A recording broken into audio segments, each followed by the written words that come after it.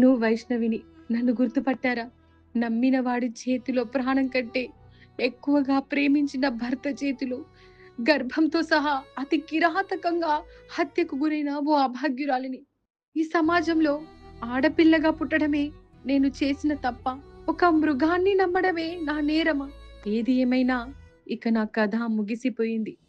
కానీ నా చావు మరో ఆడపిల్ల జీవితానికి హెచ్చరిక కావాలి. అమ్మాయిలు జాగ్రత్త.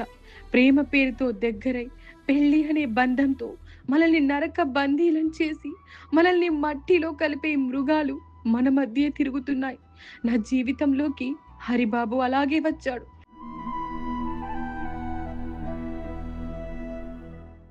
ప్రేమ అన్నాడు, ప్రపంచం అన్నాడు, నీ ప్రేమ కోసం నా ప్రాణాలైనా అర్పిస్తా అన్నాడు.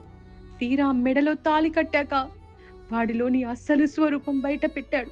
వాడికి కావలసింది నా ప్రేమ కాదు, నా పుట్టింటి కట్నం.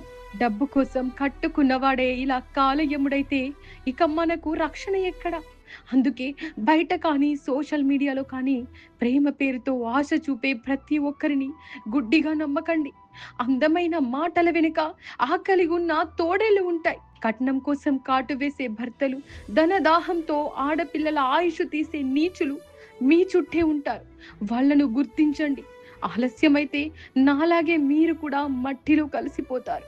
అమ్మ, నాన్న, తల్లిదండ్రులుగా మీరు నా మీద ఉంచిన ప్రేమను వచ్చే జన్మలో అయినా మీ బిడ్డగా పుట్టి మీ రుణం తీర్చుకుంటా. అన్నయ్యలు, మీ పంచ ప్రాణాలన్నీ నా మీదే పెట్టుకున్నారు. మరో జన్మంటూ ఉంటే మళ్ళీ మీకు చెల్లెలిగా పుట్టి అన్నయ్యల రుణం తీర్చుకుంటా. మరొక్కసారి చెబుతున్నా, అమ్మాయిలు, హరిబాబు లాంటి కొరలు చాచిన విష సర్పాలతో జాగ్రత్త. ఇట్లు మీ వైష్ణవి.